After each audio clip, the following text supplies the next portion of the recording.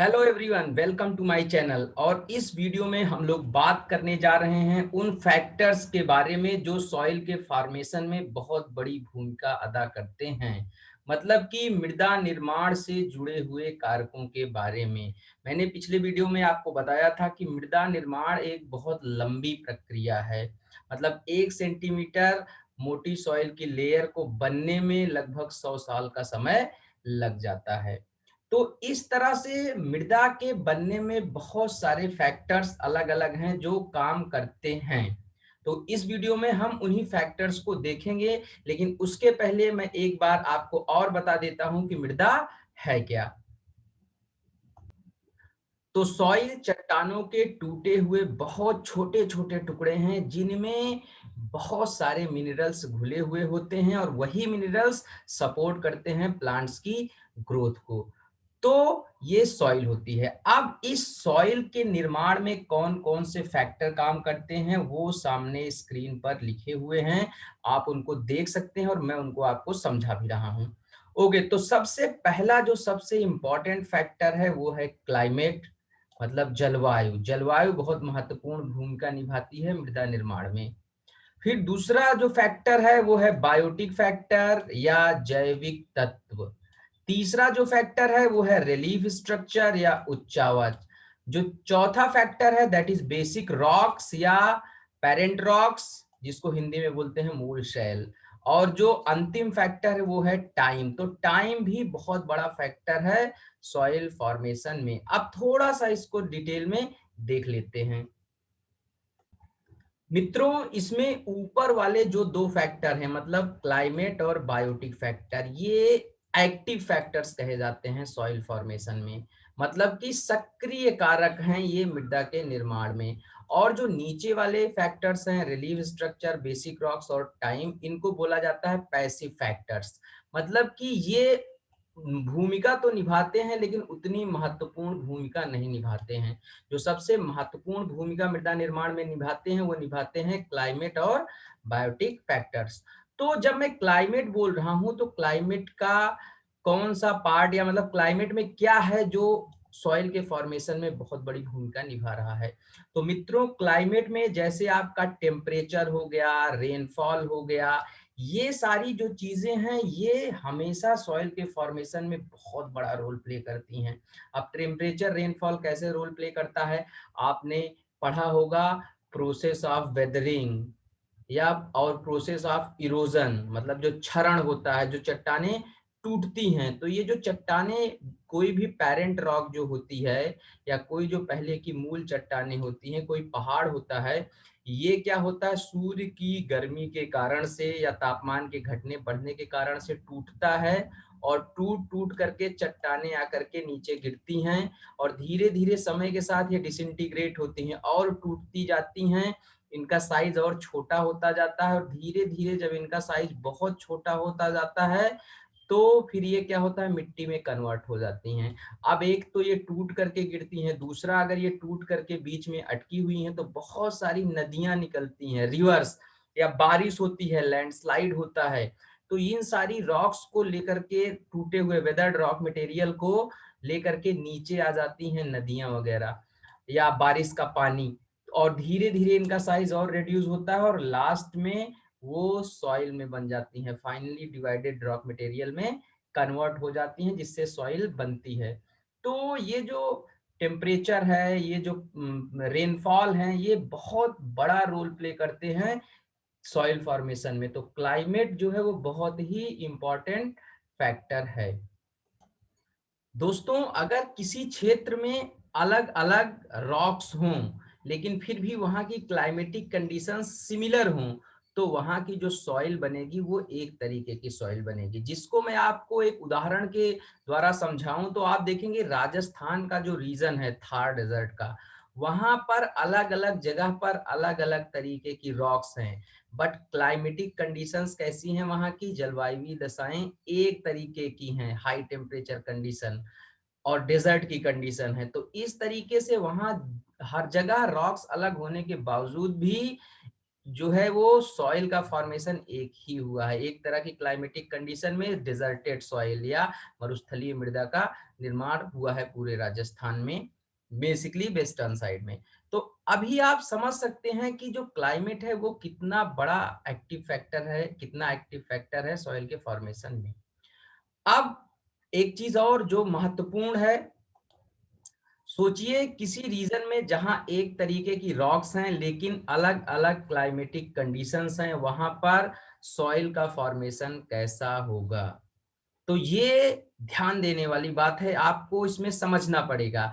जैसे अब मैं आपको उदाहरण देता हूँ, जो हमारा पेनिनसुलार इंडिया है, हमारे भारत का पेनिनसुलार पार्ट, वहां पर आप देखेंगे सारी की सारी जो रॉक्स हैं लगभग एक तरीके से बनी हुई हैं वॉल्केनिक इरप्शन से। अब रॉक्स जो हैं, चट्टाने जो हैं, वो एक तरीके की हैं लगभग, लेकिन फिर भी यहाँ अलग अलग क्षेत्रों में अलग अलग मृदा का निर्माण हुआ है। जहां पर जैसा क्लाइमेट रहा है वहां पर उस तरह की मिट्टी बन गई है।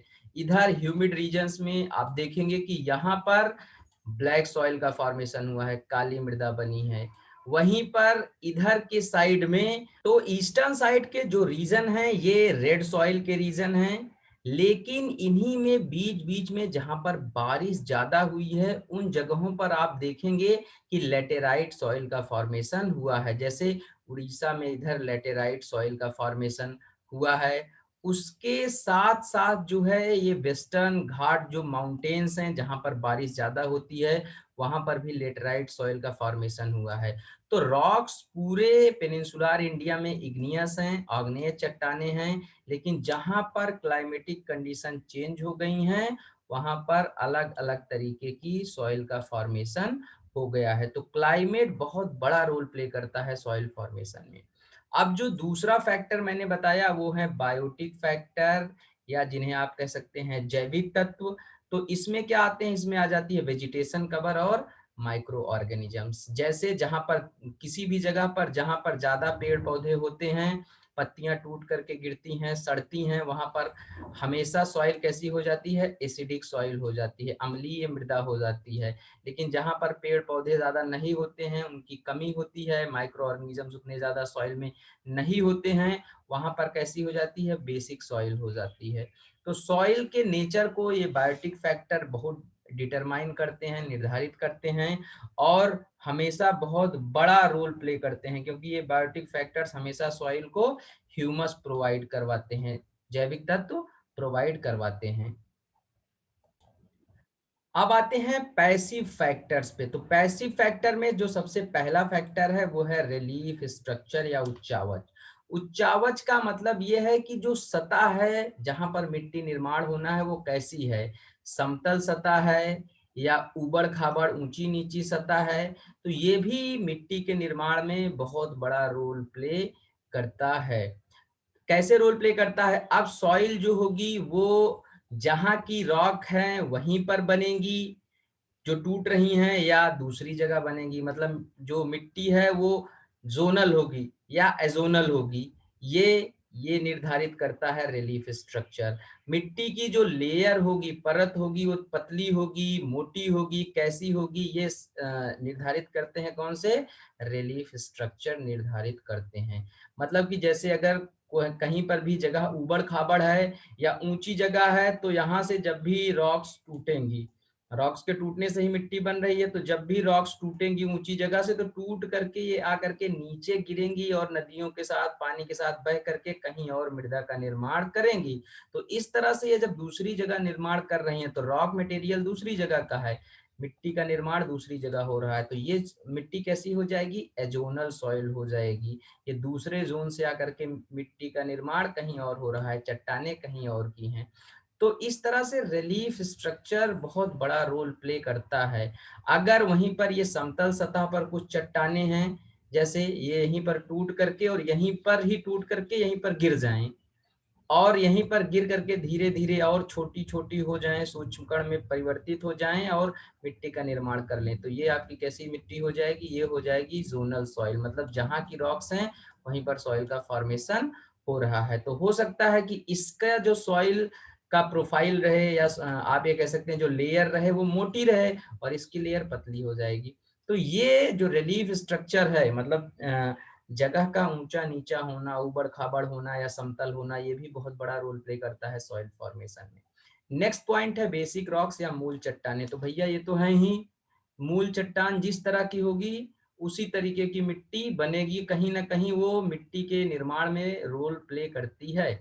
अब इसको मैं आपको समझाऊं तो जैसे आप देखेंगे कि यहाँ पर इग्नियस रॉक्स हैं, मतलब पेनिनसुलर इंडिया में इग्नियस रॉक्स हैं, आग्नेय चट्टाने हैं, लेकिन जिधर साइड में जैसे टाइटेनीफेरस मैग्नेटाइट नाम का एक कंटेंट मिल गया ज्यादा, वहां पर क्या हुआ, जो इग्नियस रॉक्स थी वो थोड़ा सा ज्यादा काली हो गई, काले कलर की हो गई।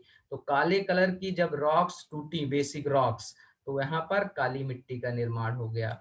वहीं पर इधर की जो इग्नियस रॉक्स थी उनमें आयरन ऑक्साइड ज्यादा है, इस वाले रीजन में जहां पर रेड सॉइल मिलती है या लाल मिट्टी मिलती है। तो आयरन ऑक्साइड के ज्यादा होने के कारण से यहाँ की रॉक्स टूटी, तो टूट करके जब वो मिट्टी बनी तो इधर की सॉइल हो गई रेड सॉइल। तो ये बेसिक रॉक्स हमेशा बहुत बड़ा रोल प्ले करती हैं। ज्यादा कठोर चट्टाने रहेंगी, मिट्टी के निर्माण में बहुत लंबा समय लगेगा।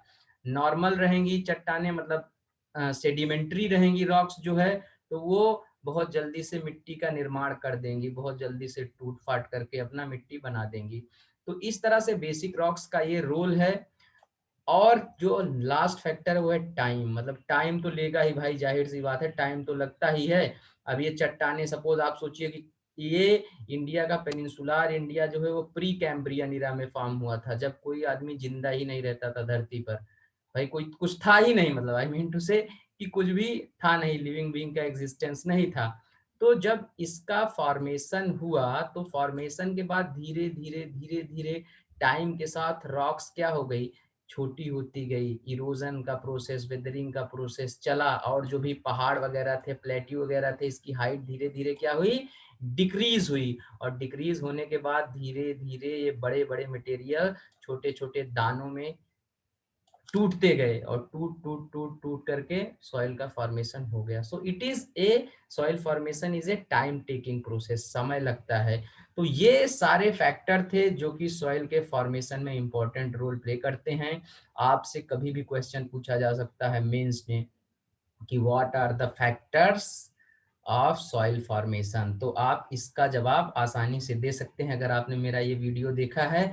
और अगर आपको मेरा वीडियो सही लगता है तो please like, share and subscribe, अपने दोस्तों तक भी पहुंचाइए। Thank you very much. मिलते हैं कुछ और चीजों के साथ अगले वीडियो में।